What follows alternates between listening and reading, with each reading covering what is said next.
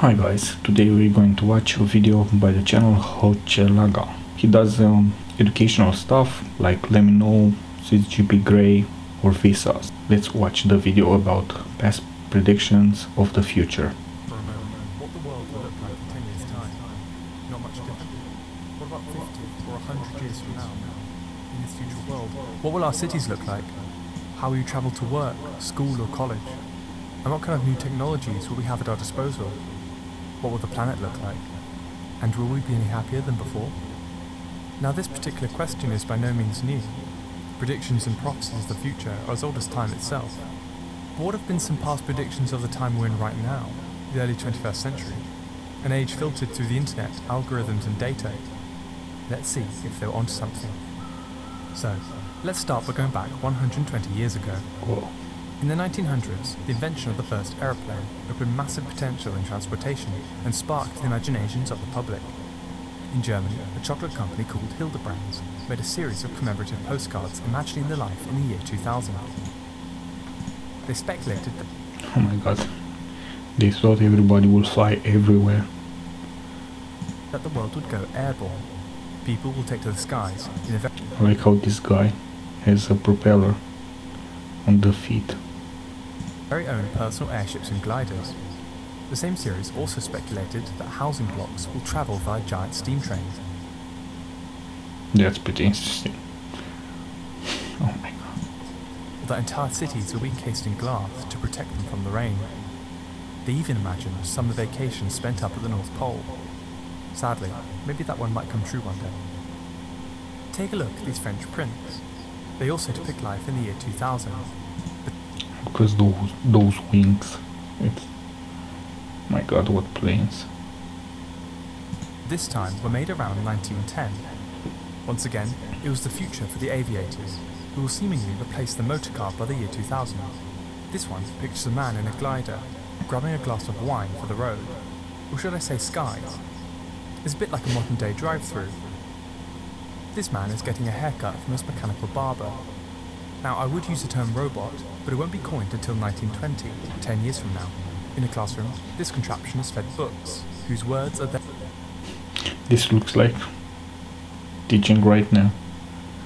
Everybody learns from home. And play directly into the students' ears. An early audiobook perhaps. Whilst it seems that fashion will go unchanged, these quaint imaginings from the start of the 20th century show a great sense of What the hell are those? optimism for the future. It reminds me of the steampunk genre, a future vision and aesthetic, but stuck in Victorian technologies, like steam This is pretty interesting. A train with a boat on top. power and industrial machinery, as well as goggles and top hats. Now moving towards the 1920s, and we get another vision of the future. Fritz Lang's 1927 masterpiece Metropolis has some great resources for the topic. In this film, cities are now supersized, featuring mega skyscrapers, expansive highways, and beautiful robots, all with a Jazz Age Art Deco aesthetic. It was no doubt influenced by contemporary New York, which during the 20s was undergoing rapid vertical growth. Just look at how the city changed from the 1910s to the 1930s. Whoa. It's also in the 1920s where we see the first flying cars. This 1923 drawing by early science fiction writer Hugo Gernsback introduces the first wheeled helicar, a levitating vehicle speculated to enter the market in 1973. Speed, safety, and comfort will be the keynotes of tomorrow's highways. A multicolored highway system may enable the motorist to reach his destination by following the Interesting correct concept. color strip. The increased speed of tomorrow's automobile will demand that We have this, but they don't work. highway signs be larger and more simple to read, Yeah. so that the motorist can anticipate his moves well in advance. If visibility is poor, our windshield becomes a radar screen, showing the outline of objects ahead. Or fog may be eliminated by dispelling devices along the right-of-way. Other predictions of the future include one 1950s article that too imagines what the year 2000 will be like. It predicts that the future will be one of convenience and luxury. This picture phone will allow us to buy products from a screen and have it Amazon. delivered without leaving the home. Then again, it also predicts that all our food will be made from a sort of flavoured sawdust that can be recycled into clothes. Confusing, I know. Most interesting is the role atomic energy plays in the 1950s future. After the detonations of the atomic bomb in Japan, the world was awakening to the immense potentials of nuclear power. In the same article, it speculates that atomic power will provide 100% of the world's power, and by the year 2000, that street lamps will be replaced by micro-suns, suspended 200 feet in the air and powered by uranium. In reality, nuclear power only really accounts for 10% of global energy, and there are no micro-suns in sight. Imagine going at night and have a micro sun in your neighborhood. When we come to the 60s and 70s, the age of the moon landings and later Star Wars, visions of the future changed accordingly. In my mind, this is perfectly laid out in the Hanna-Barbera 1962 animated series The Jetsons, which follows the everyday lives of an ordinary nuclear family in the far, far future of 2062. Despite the wonderful technologies, it all seems somehow very 60s. The hometown of Orbit City is designed in the Googie architectural style, an early futuristic style that was extremely popular at the time. Even their outfits have some sort of retro futuristic look. By the end of the 60s, once the space race reached a climactic head in the Apollo moon landings, many predicted that mankind will soon reach Mars in the next 50 years. And as the 70s came and went, the dream of space colonization continued. Yeah, we're in 2021, no Mars. This NASA video imagines that by the year 2000, humans would have begun to colonize space, opening a permanent settlement on Mars. Take a look.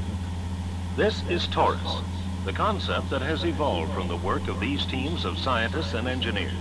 They believe the huge space colony could be built before the year 2000.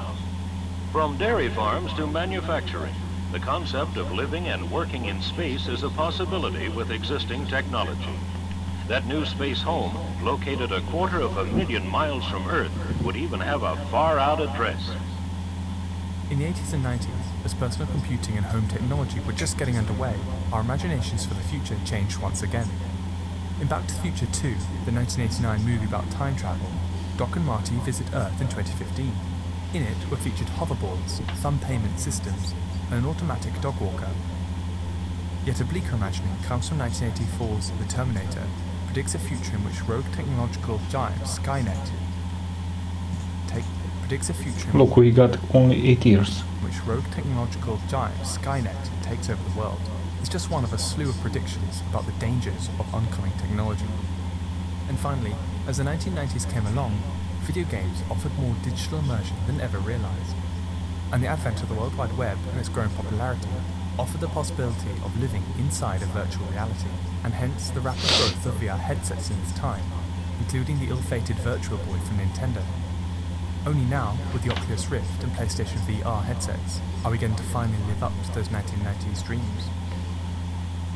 Looking back at visions of the future every decade, and we get a very diverse picture. The year 2000 looks very different in the 1910s to the 1950s and the 1970s. And yes, some predictions have come true, like the development of the driverless car, or shopping at simple press of a button, but a lot are far off. Let's go back to that question at the start of the video. What will our future really look like? In his book Homo Deus, author Yuval Noah Harari expects that humanity will begin its quest to immortality, with humans being able to sustain life of over 150 years. Equally, projects may be underway to develop cybernetic enhancements on humans, giving them improved strength and intelligence. These indeed could be reality by the end of the century. It is believed that by 2050, nearly half the Amazon rainforest will have been deforested. Wildfires might have tripled in regions like California and some in Australia, and by 2056, global temperatures may have risen by 3 degrees Celsius. And if that's too depressing for you, don't worry. By the year 2100, space travel could decrease in price, enough for humans to visit and perhaps even colonize the planet Mars. The thing about the future, though, is that no one really knows what's going to happen. All we have to go on is current trends, and then make guesses. But as we've seen, each present moment imagines a future with themselves clearly in it, taking advantage of the newest technology of the day to its furthest limits. The 1910s saw a future with a newly invented aeroplane taking center stage. The 1950s saw a future of atomic power and driverless cars. And the 1960s and 70s saw their future in the stars. perhaps influenced by the ongoing space programs. My best guess is to expect the unexpected. After all, who could imagine the way 2020 has turned out? People in 2120 will likely look back at our future predictions just like the way we look at those made in 1910. Old, antiquated, maybe even a little naive. That's my prediction at least. Hey, thanks for watching. If you like my content and want to see more, subscribe to hchelaga. I really like this video, very interesting. Do check out Matt Novak's blog, Paleo Future, where he provides countless articles and resources uncovering what past decades thought about their time. Nice video. Go visit hchelaga's channel, leave a like, subscribe. Bye.